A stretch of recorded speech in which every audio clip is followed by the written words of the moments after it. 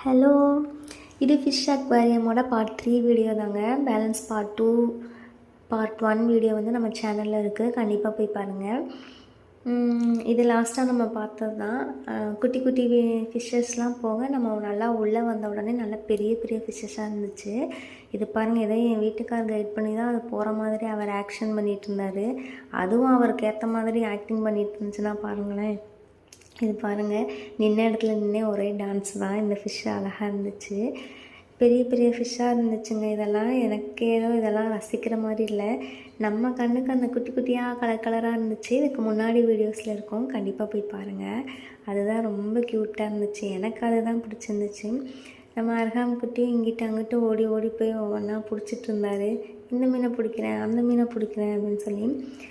இந்த ஃபிஷ்ஷை பாருங்களேன், ரொம்பவே வந்து டிஃப்ரெண்ட்டாக இருந்துச்சு. இதுக்கு வாயே வந்து கீழே இருந்துச்சுங்க. இதை ஜூம் பண்ணி எடுக்கலான்னு ட்ரை பண்ணேன், அதுக்குள்ளே அது ஓடி போய் கீழே உட்காந்துக்குச்சு.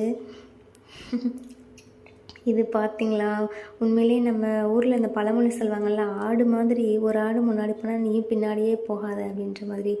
பட் ஃபிஷ்ஷு கூட அப்படி தாங்க இருக்குது.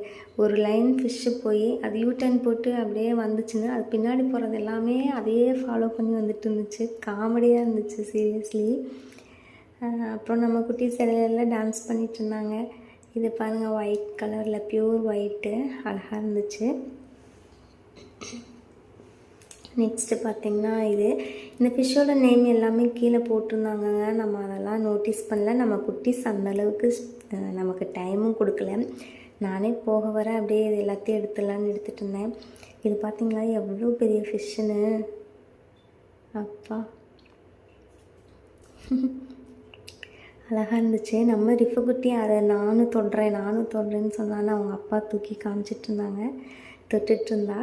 அர்ஹாம் இங்கே கீழே சைடில் இருந்த ஒரு ஃபிஷ்ஷை தொட்டு பார்த்துட்டு இருந்தார். அவங்களுக்குலாம் ஒரு தைரியம் வெளியே வராது அப்படின்னு.